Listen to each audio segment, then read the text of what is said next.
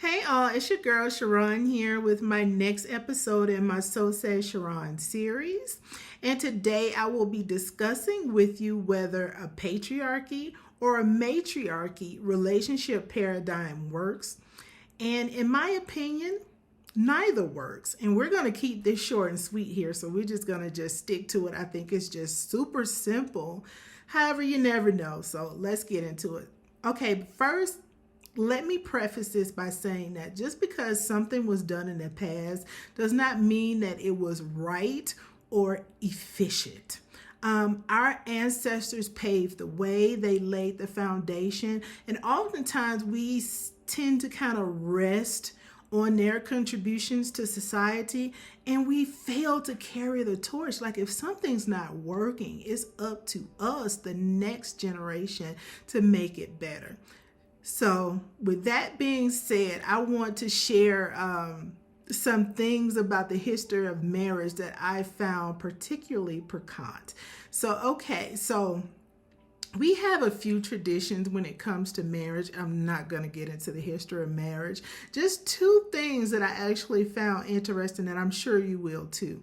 So, first of all, rice throwing. It seems harmless enough, but here's the next thing is that I read these things, but retaining the book and the author, that's not my thing.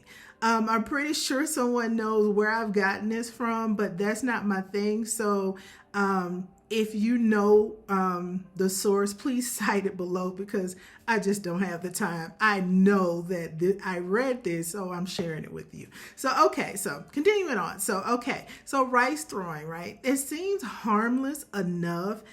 Actually, the history of it is that what was happening is that men will come into these communities or encampments and take or steal the women away to take them as their.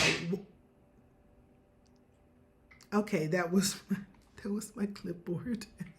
So the men will come into these encampments and take the women away.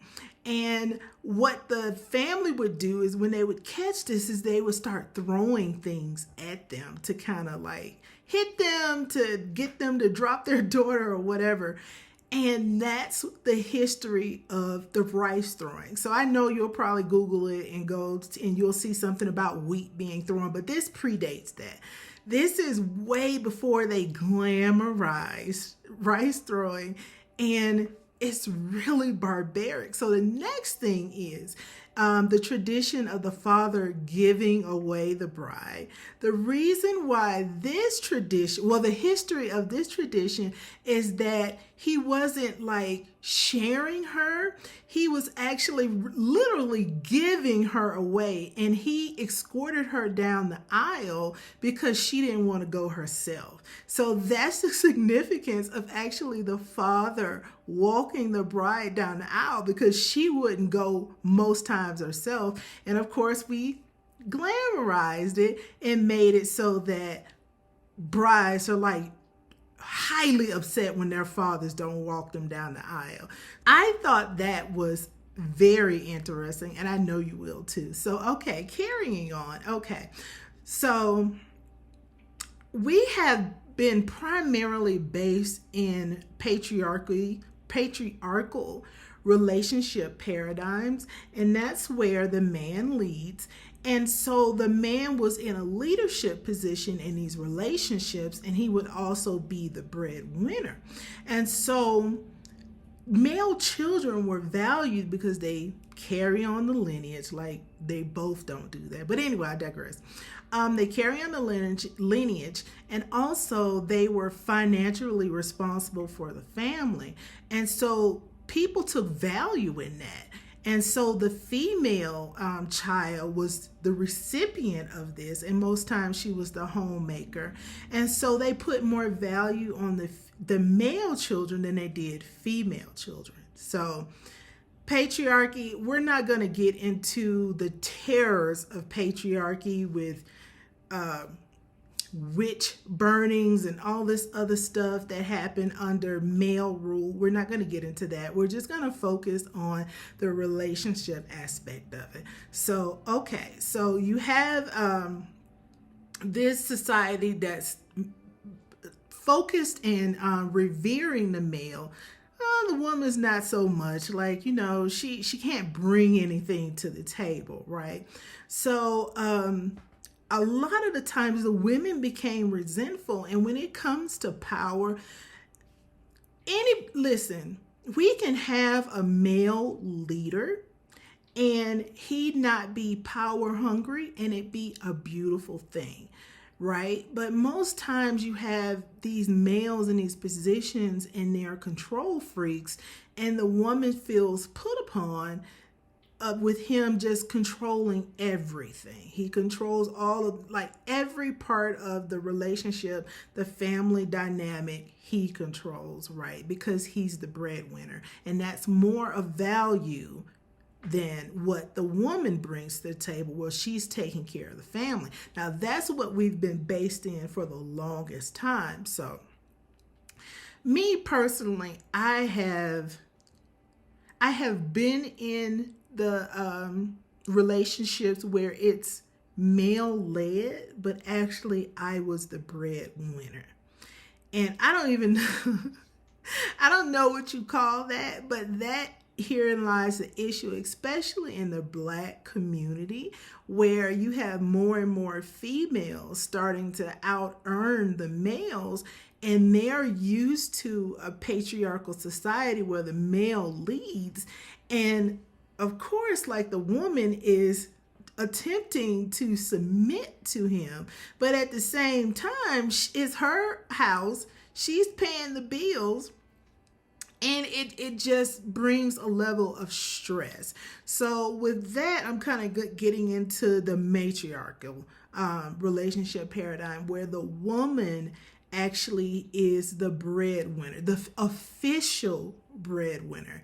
And so she is the one that works, she brings in the money, and the male actually taking that he just isn't just consuming resources, is the one that's taking care of the family.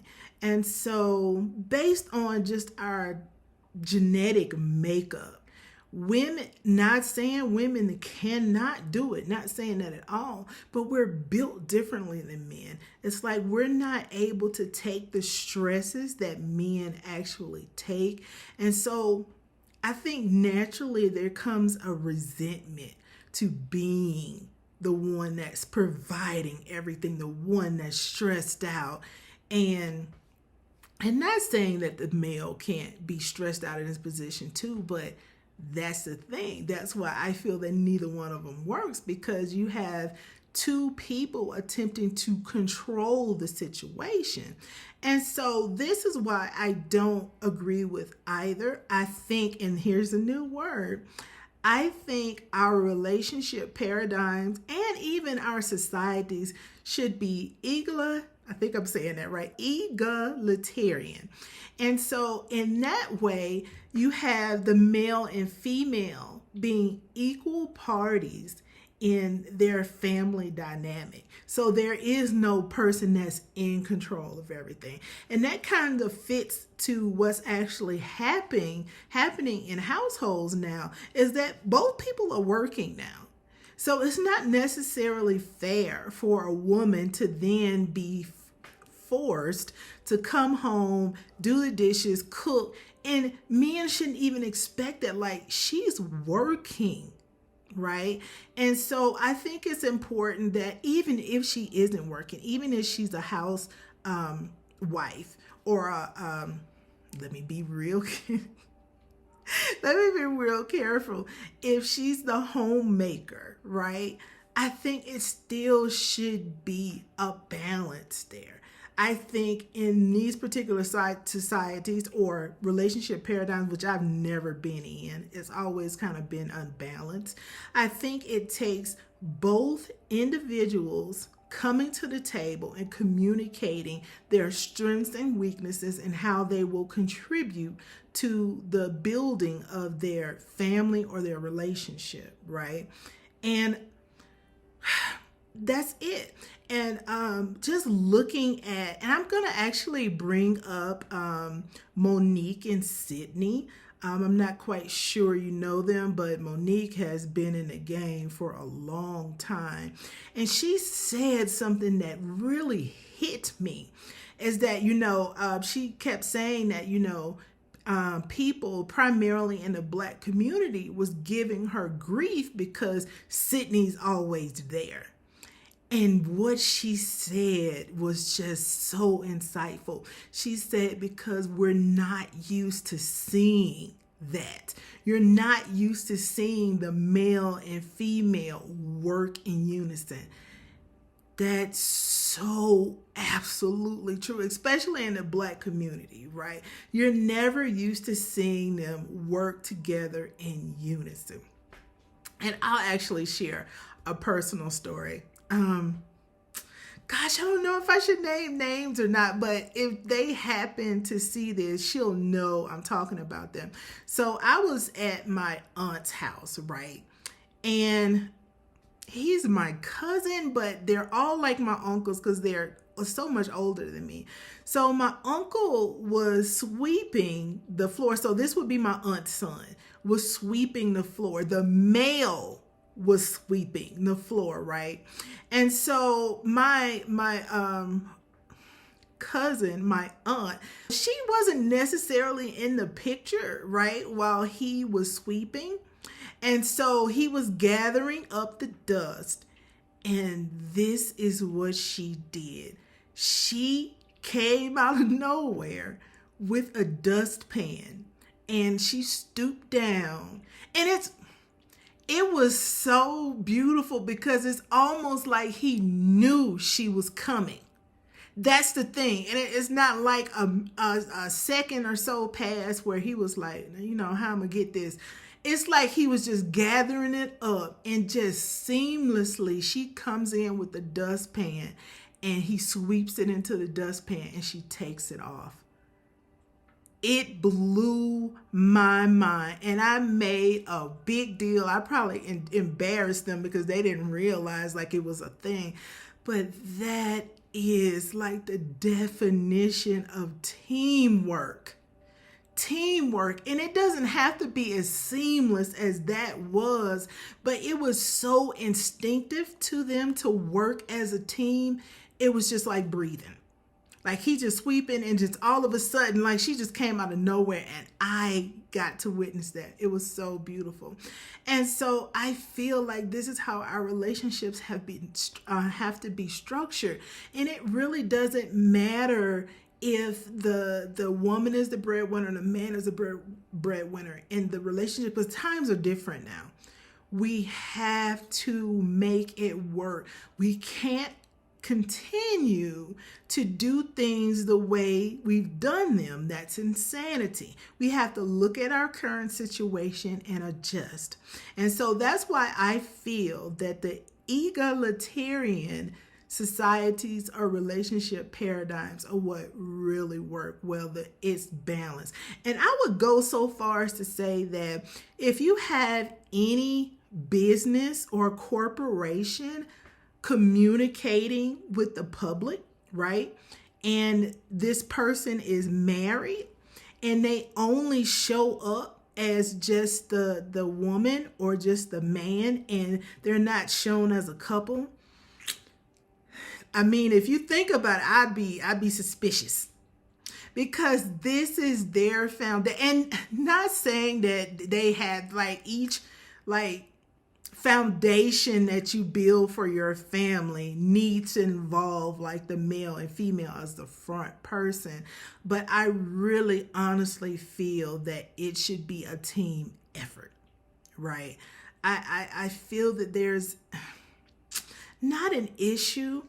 It's just, now that I've seen the beauty of teamwork, I find when the wife or the husband is in the background and you're like, wait, I didn't even know you were married. I think that's a problem. Because you're a unit, right? You come together as a team. You're not one, you're two individuals. You're the yin and yang, right? Two individuals, unique individuals. So you're not meshing together. You're a team. And so if you have these people representing a business, and especially when they're communicating with society and they only show up as just one and the other person is you don't even know about them, I think that's problematic. So getting back to Monique and Sydney, that's also a beautiful thing because and not saying that they're perfect. I don't know their relationship, but them actually showing up as a unit. Like we don't see that, right? And so I think that's something that we need to start getting used to. It's something that we should actually be expecting. Like, okay, are you married? You know, where's your wife? I just feel it needs both parts of that whole needs visibility to some part, right? Because one person can be like camera shy and really doesn't want to be a part of it. However, I feel that the outside world should know the representatives of that particular household. It shouldn't be like, okay, yeah, this is what I'm doing, and hey, I didn't even know you were married. None of that. So I hope this was insightful for you. Let me know if you disagree with anything that I've said. Kind of disappointed that I didn't do this in 10 minutes. I'm looking at it now. It's like 17 minutes in. But let me know how you feel in the comments, which one you think works and why. So we have patriarchy, matriarchy, or egalitarian, right? Which one you think works? I don't think it's really up for discussion, but I am open to hear what you have to say. So until then, I will see you next time with the next episode of So Says Sharon. You all take care and have a beautiful day.